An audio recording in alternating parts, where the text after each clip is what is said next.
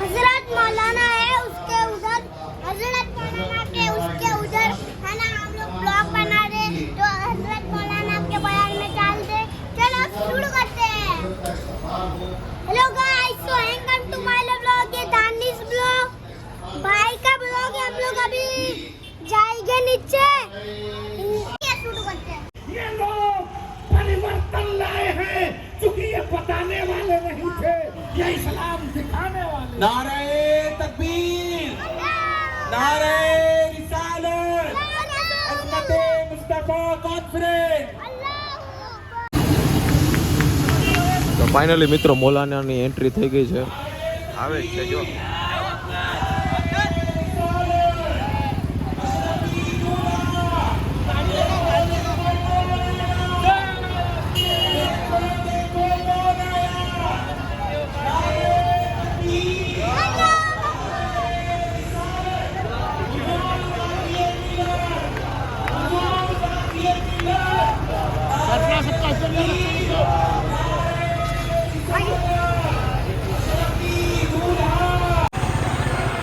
अशरफी दूल्हा गाज़िए मिल्लत, नारे तकबीर, नारे तकबीर,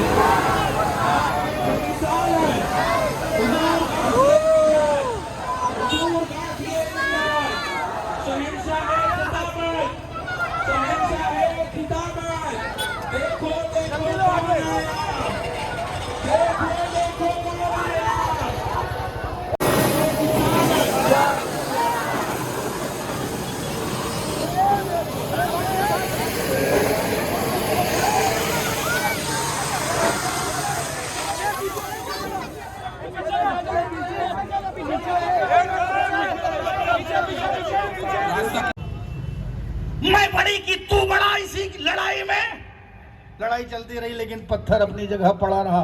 पता चला जब मैं की लड़ाई रहेगी तो काम वहीं पड़ा रहेगा। मगर अकल ने काम किया। कहा कब तक लड़ते रहेंगे? ऐसा करो कि किसी को फैसल बनाए, किसी को जज बनाए, और वो आके फैसला कर दे कि इस पत्थर को कौन रखेगा काबा में। मगर बात फिर वहीं पड़ी रहेगी, कौन फैसला करेगा? का ऐसा करते हैं कि जो सुबह सुबह हरम में, तवज्जो, जो सुबह सुबह सबसे पहले अर्ली मॉर्निंग, जो सुबह सुबह दिखाई पड़ेगा यहाँ आएगा, वो कोई भी हो, किसी का भी रिश्तेदार हो, किसी खानदान का हो, हम उसको हकम बनाएंगे, उसको जज बनाएंगे और उससे फैसला लेंगे। वो जैसा कहेगा वही पत्थर रखेगा। अब सुबह सुबह कौन उठे? कौन जज बनाया जा रहा है? जो सुबह सुबह आएगा। मुसलमानों, ये अभी मुफ्ती साहब बता रहे, गुटखा खा के नशा करके रात भर सोते रहते हो, सुबह सुबह उठते हो नहीं। 12 बजे, 11 बजे, 2 बजे, 4 बजे उठते हो। बरकतें सुबह बट रही हैं, नेमतें सुबह बट रही हैं, रिज़्क़ सुबह बट रहा है। जज वही बनाया जाता है जो सुबह सुबह उठता है। समाज उसी को चुनता है जो सुबह सुबह उठता है। यही कहा गया था कि जो सुबह सुबह आएगा हम उसको अपना जज बनाएंगे और वो जैसा कहेगा पत्थर वहीं रखेंगे। सब इंतजार करने लगे। उस इंतजार में भी मैं थी। मेरा बेटा आ जाता, मेरा दामाद आ जाता, मेरा पोता आ जाता, मेरा नाती आ जाता, सब अपने रिश्तेदार के इंतजार में थे। तो देखा कि सुबह सुबह कोई और नहीं, मोहम्मद अमीन सादिक चले आ रहे हैं। सरकार तशरीफ ला रहे हैं। ये ऐलान नबूवत के पहले का वाकया है। सरकार तशरीफ ला रहे हैं। तो जब चेहरा देखा तो जो लोग अपने घर के अफराद की आरज़ू में मुब्तला थे, मोहम्मद मुस्तफा का चेहरा देख के मुतमईन हो गए। कहा अब तो फैसला हो जाएगा, अब तो मसाइल सुलझ जाएंगे, अब तो बिगड़ी बन जाएगी, अब तो बातों को बनाने वाला, बिगड़ी को सुलझाने वाला आ गया, अब तो मोहम्मद आ गया, अब तो अमीन आ गया, अब तो सादिक हो गया, अब तो मसला सुलझ जाएगा। पता चला कैरेक्टर हो ऐसा, किरदार हो ऐसा, जब कहीं जाओ तो लोग समझें कि मसला सुलझ गया है। ऐसा नहीं है कि जाओ तो मसला बिगड़ जाए। नारे तकबीर, नारे रिसालत, शहजादे हुजूर अशरफुल उलमा, नारे तकबीर, नारे रिसालत।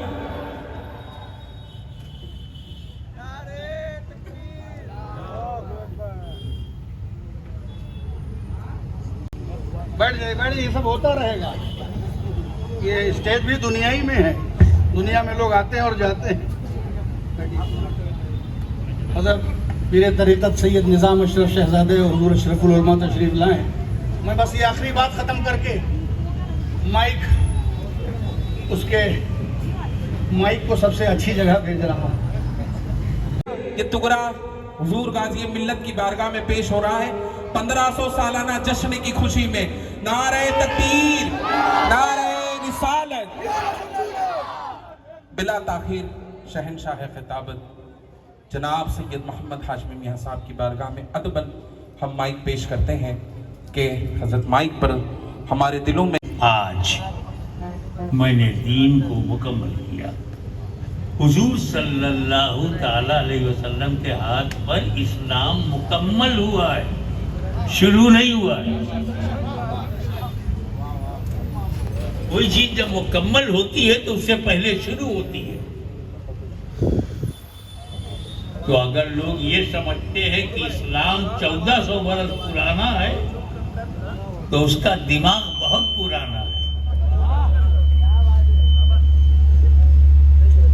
इस्लाम 1400 बरस पहले कंप्लीट हुआ है। शुरू तो तभी हो गया जब आदम धरती पर आए। आदम अलैहिस्सलाम धरती पर आए, first prophet in a form of a man. आदम अलैहिस्सलाम, he came on the earth as a prophet.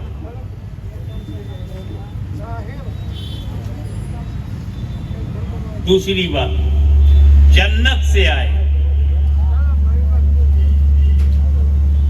तीसरी बात, भारत में आए।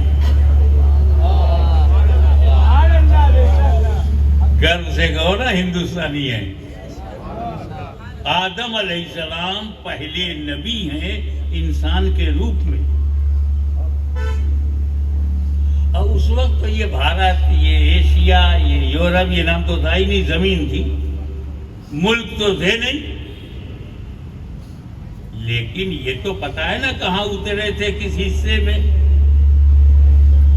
आज वो उपमहाद्वीप भारत है।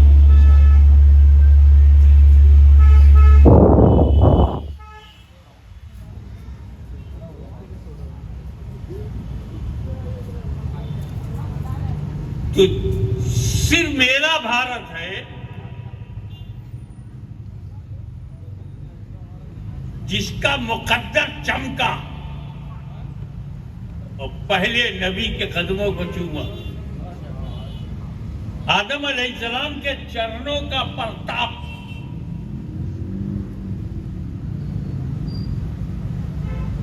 जवाब नहीं।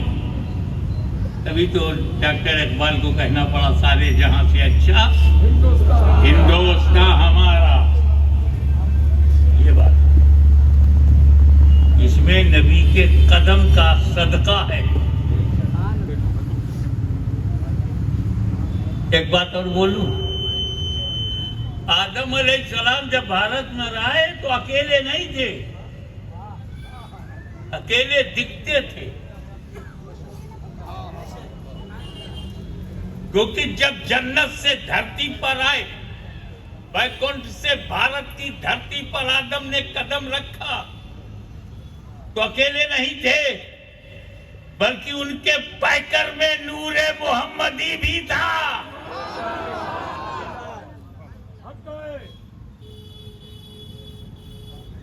उनकी बॉडी में नूरे मोहम्मदी भी था। तो नूरे मोहम्मदी पैकरे आदम में रहकर जिस इलाके को मुनव्वर किया उसे भारत कहते हैं।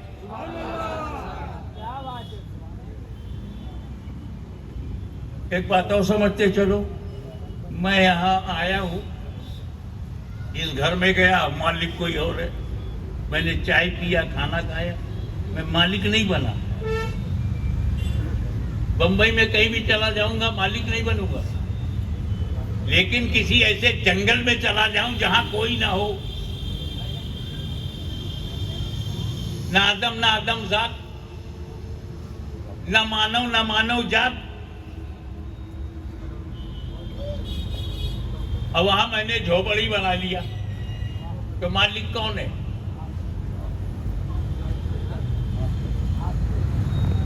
खुद क्लेम करने वाला नहीं है कि मेरी जमीन है। जंगल में कुटिया बना लिया, मैं कुटिया बनाना पसंद करूंगा, आश्रम नहीं बनाऊंगा।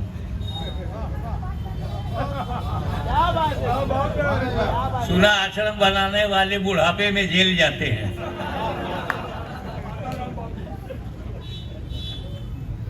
लाइफ इम्प्रिजमेंट, आजीवन कारावास हो जाता। अब कुटिया का मालिक कौन है? क्योंकि मैं ऐसे इलाके में गया जहां कोई दूसरा इंसान नहीं है, तो मैं ही मालिक हुआ। ठीक है, जब आदम ने भारत में कदम रखा तो मालिक कौन? आदम के अलावा कोई दूसरा इंसान ही नहीं, और आदम है हम सबके दादा, हम हैं आदम की औलाद। तो जो भारत का मालिक है उसी की हम हैं औलाद।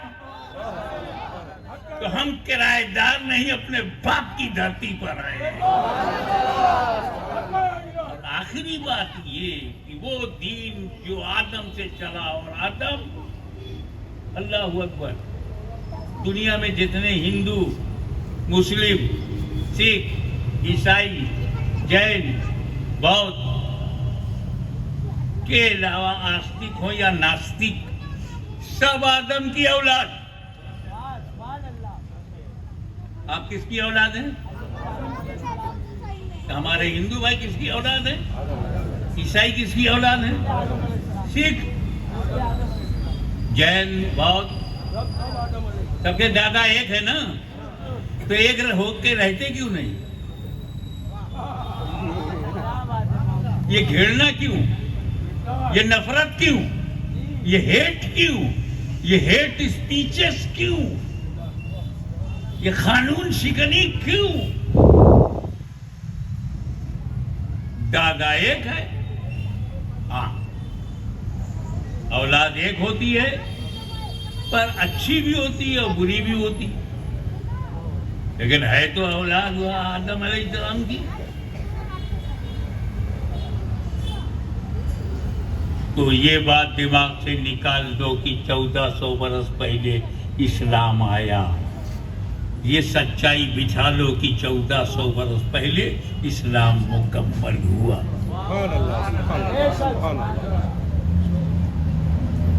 और 5 पिलर्स ऑफ इस्लाम, ईमान, तौहीद, नमाज, रोजा, हज और ज़कात, ये 5 pillar.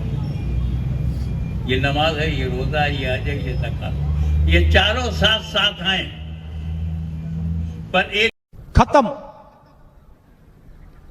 Bye bye, tata, good bye, गया।